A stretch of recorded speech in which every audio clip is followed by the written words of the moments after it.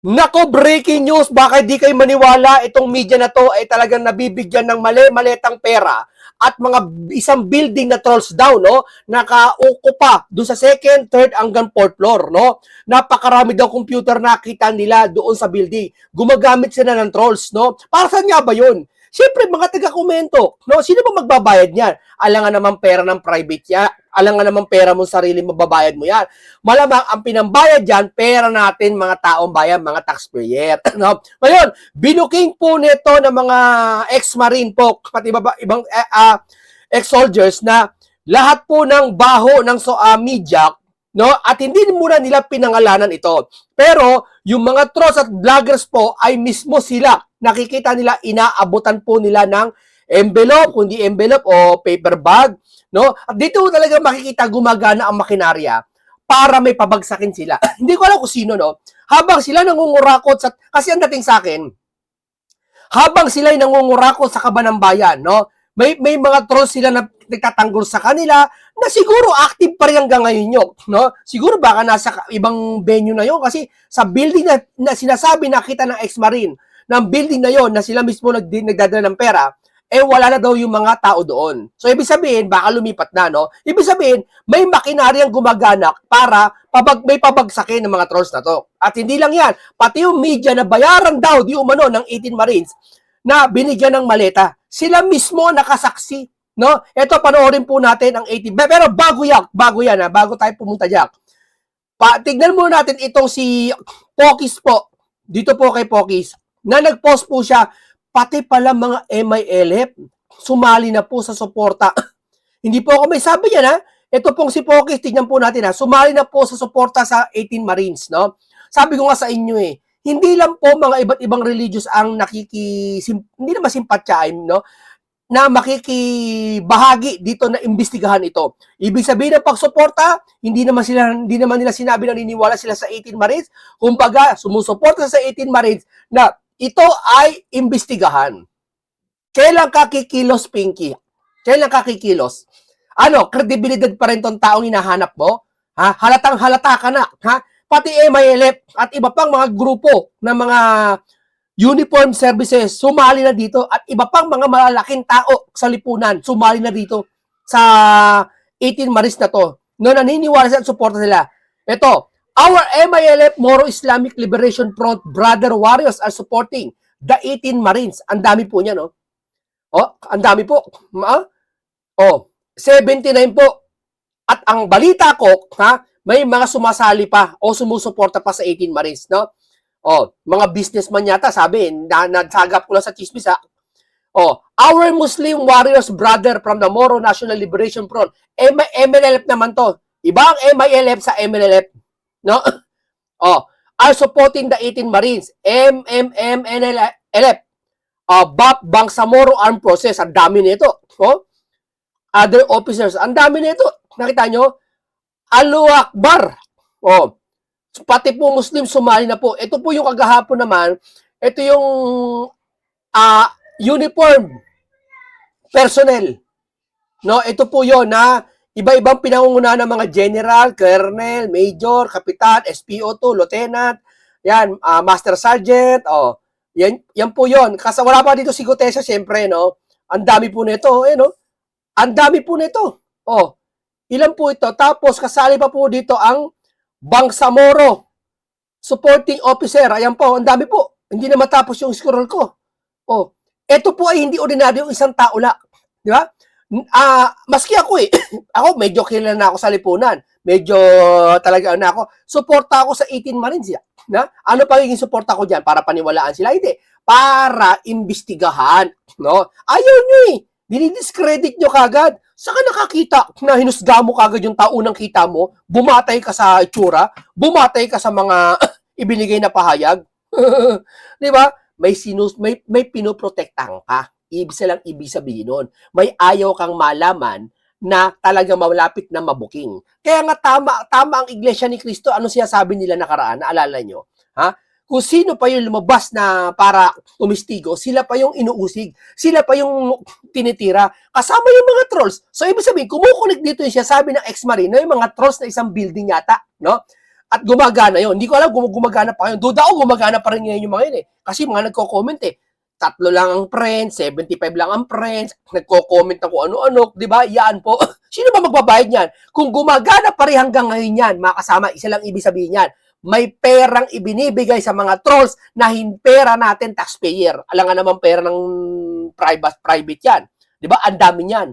Mali-maleta, envelope ang binibigay. Sa mga vloggers daw na ano pa. O, ang dami na ito.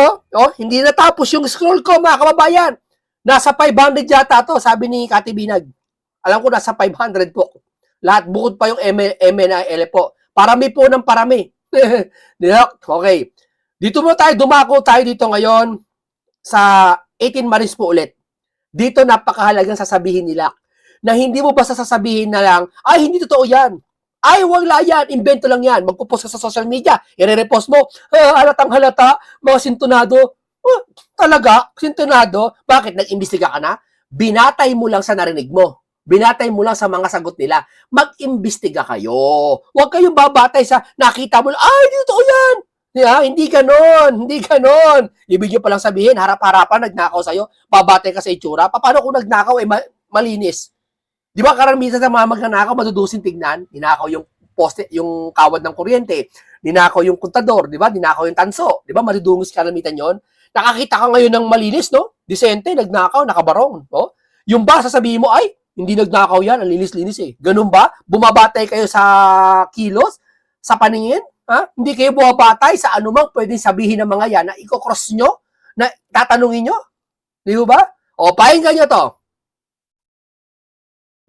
Sa testimony nyo, alin yung para sa'yo, alin yung pinaka-remarkable na abutan ng yan? Isa para sa akin yung ano ko lang service, yung nag-deliver sa mga media ko. Hindi ko na banggitin sa tamang panahon ko na banggitin po, sir. Kayo mismo ang nag-deliver sa Kasama namin yung media coordinator. O media coordinator. Ang alam ko hindi lang isa.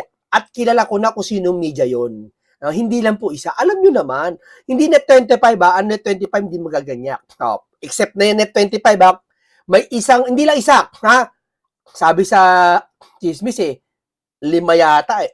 Hindi ko sigurado ha. Pero 5 yata, binabayaran. Tamo, alata nyo naman yung balita puro pambabatikos kay Marcoleta, splice ng video, alam nyo na kung sino yung media na yon. Hindi na kailangan sabihin pa dito. Kasi tatanggi naman sila babaytarin ka pa nila, didimanda ka nila, ipakukulong ka pa nila. Ganyan yung mga yan Ganyan labang ngayon sa Pilipinas, sa buong mundo. Pag hindi sila makausal, didimanda ka nila. Yun ang gagamitin nila sa'yo, hatol. Yeah? Ni Congressman Salito. Yun yung nasa affidavit si Joey Di Guzman. Yes, po.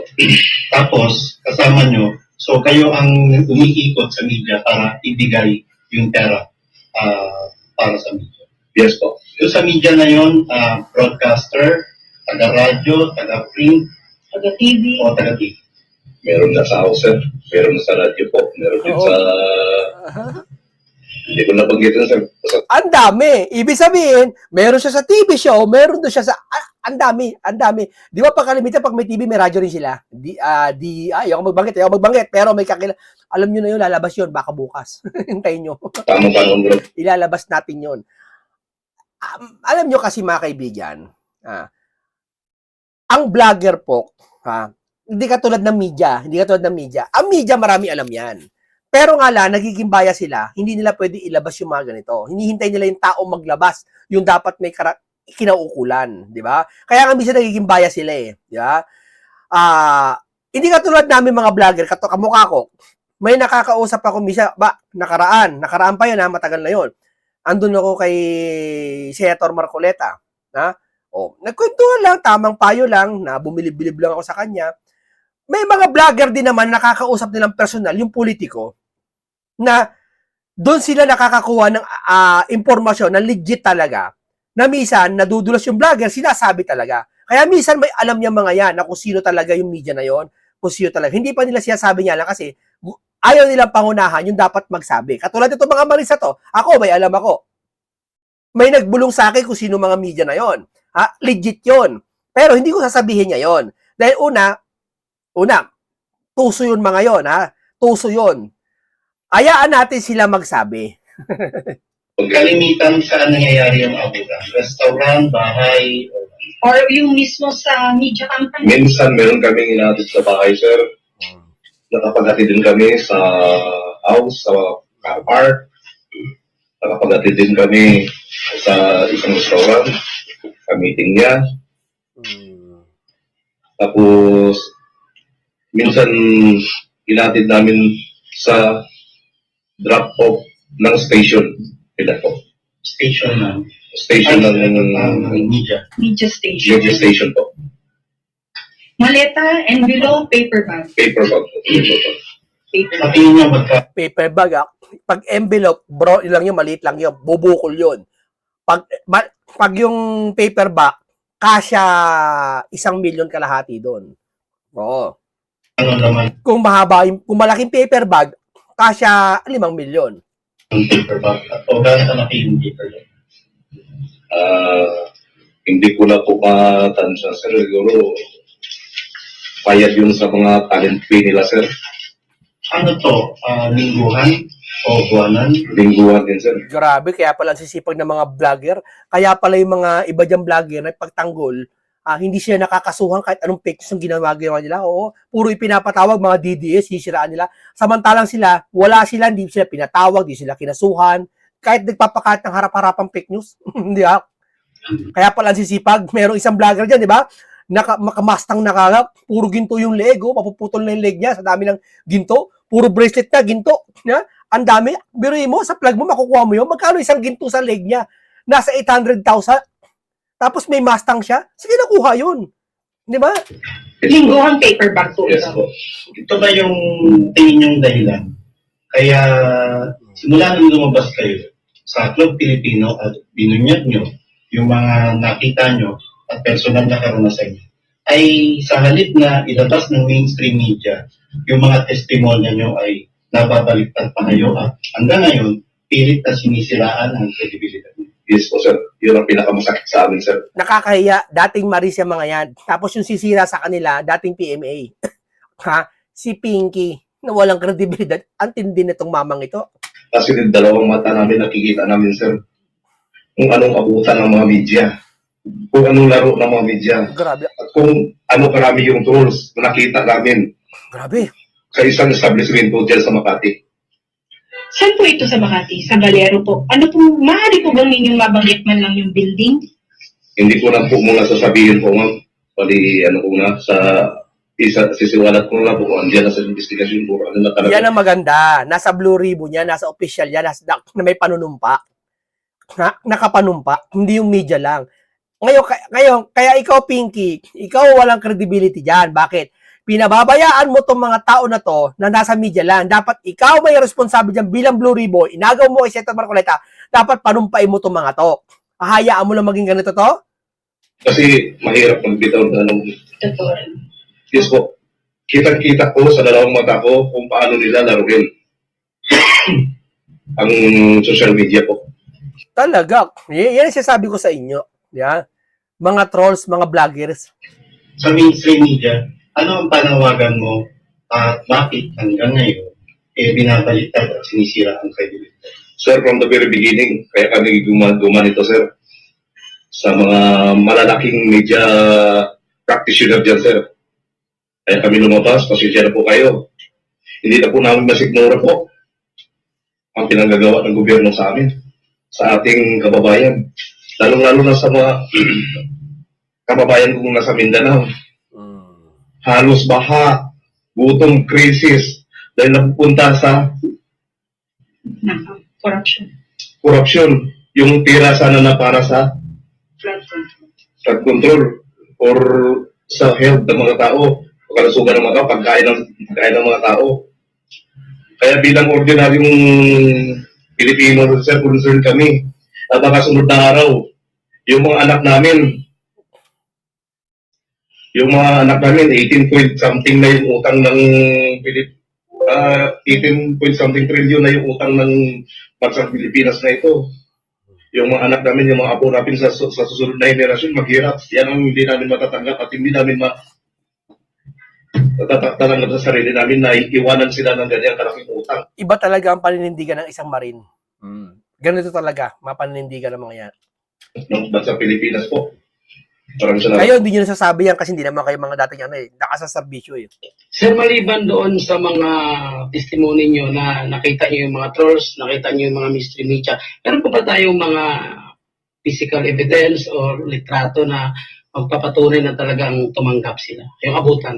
As a security personnel, sir, hindi namin gawain yung magpanay ganyan-ganyan kasi nakapokus kami sa VIP namin, sir. Tama, SOP yan. Pag ikaw security ka, hindi ka pwede maglitrato. So, pag naglitrato ka, isa lang ibig sabihin, no? Ha? Inside job ka. Diba? Pwede mo i-chismis yun. Kaya bawal litrato dyan. Pag ikaw bodyguard, security ka, may SOP kayo dyan. Kaya nga yung mga kumukuha dyan, bawal, sinasaway eh. Nakikita lang ng dalawang mata namin, sir. The most especially si Orly Gutesa. Grabe. Kasi siya, marami siyang alam sa pagdating sa mga bilangan ng pera na sinasabing ang 1 milyon, 1 kilo. Totoo yan, sir. Nagkwento yan mismo. Totoo yan. Sinigit ko mo lang. For the record lang po, no, masasabi po ba natin na ang administrasyon ni Marcos ay merong mga troll farms? Masasabi at masasabi talaga kasi nakita ko sa dalawang mata ko. Kanino ba yung connected din doon si Kung Santi at si Speaker? Di ba ang pinaka nila si Sa lahat po ng paninira ngayon sa mga hindi sumasang-ayon sa mga polisiya o kung ano bang programa na hindi maganda ni Marcos Jr. At yung paninira sa mga Duterte specifically ay utos ni Marcos sa kanyang mga trolls?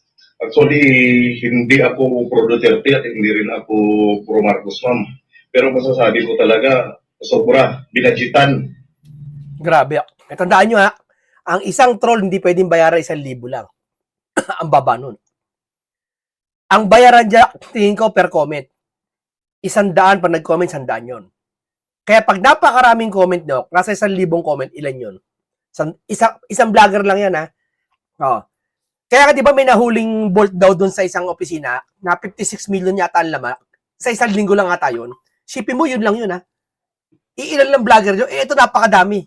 Pera na, kakaba ng bayan ang pinangkukuha dito, malamang sa malamak. Di ba? Binadgetan talaga itong trolls na to. Sir, 24 oras, 300. Para saan? Para saan yung trolls? Ito ginagawa ngayon. Pag may nag-comment kayo, sasagot sila. Sasabihin nila, Marcoleta, walang kakwenta ng tao, bulldog, tignan mo, walang friend. Yun, ang gagawin sila para yung mga tao mapagaya na maraming galit. Para palabasin nila, maraming galit doon sa tao na yun. Maraming galit kay Senator Marcoleta. Pero walang galit masyado kay Senator Marcoleta. Ha? Puro mga trolls lang yung galit sa kanya. Hindi katulad dito kay Pinky, marami talaga nagagalit na tao. Hindi trolls, organic na tao na simpleng mamamayan. Personnel, nag-ooperate sa isang establishment dyan sa Makati. Na anytime pwede nyo ituro. Na anytime, pwede namin ituro, sir. Pwede. Pero sa ngayon, nung nabulabog na, sir, baka nag-disperse. nag-disperse na. Kasi before kami lumanda dito, sir, from the, nakita ko yung isang establishment, ni-review ko, wala nang katawa-tawa, sir. Paano kayo napunta ron? Biri mo. Pansin mo, mula nang lumabas sila, wala nang katao-tao yung building. Kaya napansin nyo, yung mga nagko-comment kumonte. Hindi, pansinin nyo, ako may alam ako, ayoko lang magsalita, ayoko. Tuso to mga to eh. Diba? Kumonte yung mga nagko-comment. Kahit sa page ko kumonte Kasi naglabas to mga to Sinama kami ng isang media coordinator with his group na pumunta doon sa establishment na yon. Tapos, nung andun sila sa taas, inutusan kami kasi ang sitwasyon nun, libre kain yung mga mga empleyado doon sa establishment. Nangyari, nagparty sa taas yung mga boss, media coordinator. So, nung umakyat kami doon, inakyat namin yung mga fruits, mga beverage nila doon sa taas. Sumakay kami sa elevator na maliit. Umakyat kami doon. Nakita ko, punong-puno ng computer ang isang palapag. Grabe. Umakyat ako sa hagdan ulit, isang palapag. Hindi ako. Kasi parang malapit lang. Sa isang computer siya pa, maliit lang kasya 50 ko PC. Sa maliit lang yun Kung palapag na pinag-uusapan, nasa 1,000 kasya, lagpasan. So 3 palapag yun, baka nasa kulang-kulang humigit 6,000 o 10,000 ng mga kataon na trabaho doon. Sa isang pasahod, di ka papayag $200 sa araw mo. Dapat minimum wage ka. At bukod pa yung bayad mo. Sa isang empleyado, magkano binabayad sa'yo? 650, di ba? Minimum yata. 600, di ko alam kung magkano na. 650 yata, palagay natin ang minimum yon. Isang empleyado. Kung 10,000 mga tao binabayaran doon, ilan yon? Bukod pa yung per comment doon. Baka billion ng budget dyan Kayo kinukuha? Pera natin. Alam nga naman pera nilang personal. Hindi gagastos yan mga yan. Di ba? Gagastos niya ba yan? Ang tingin niya sa tao, hampas lupa. Ang babata. Kaya, ang babata, tuturuan nilang babata. Ganyan po sila. Kaya wala pong ibang pagkakatiwalaan ngayon. Pasensya na sa ibang mainstream media, pero ang babanggit, marami yung pagkakatiwalaan mainstream media, pero isa lang babanggitin ko muna. Ang pinagkakatiwalaan lang ng taong bayan ngayon, Net 25 dapat ang pagkatiwalaan. Yan ang nagbabalita ng totoo. Yan nagbabalita na walang bias. Yan nagbabalita na hindi kayang bayaran. Hindi nyo kayang bayaran yan. Iba ang inaral sa kanila sa Net 25. Hindi katulad ng iba, inaral sa kanila, ewan ko sa magazine nila nabasa yung aral nila, no? Yung pinakabatas nila. Dito sa Net 25, ito lang ang media na mapagkakatiwalaan. Hindi pala lang. May media rin na may pagkakatiwalaan, pero ayoko na banggitin ko ano yung iba. Basta Net 25 lang ang unang-una sa lahat na dapat pagkatiwalaan ng tao. Hindi katulad yung iba dyan.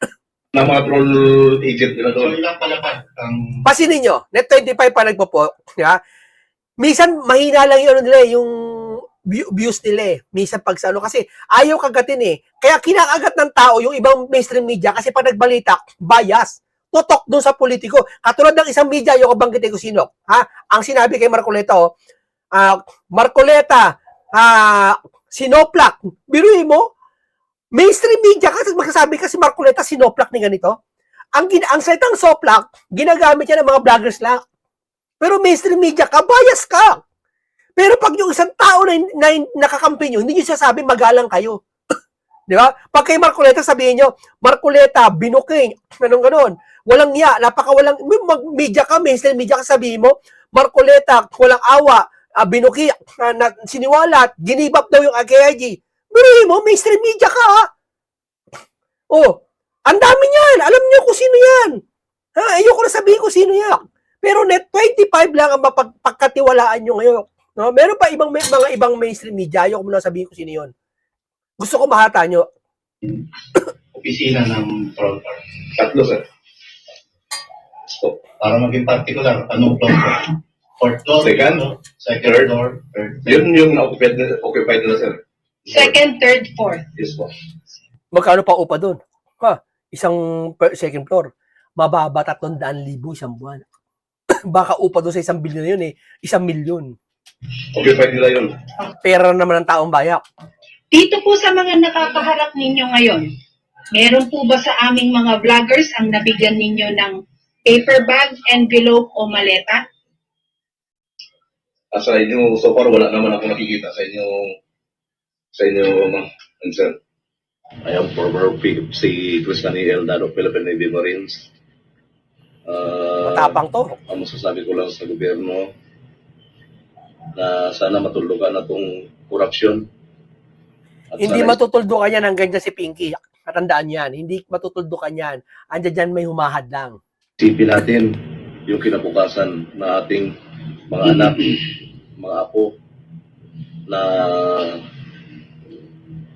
kabata-bata pa, yung pundo na para sa taong bayan ibigay ng maayos, lalong-lalo na sa mga Department of Health, Department of Agriculture para sa programa. Sana yung mga pera na binubulsa nila, sana maging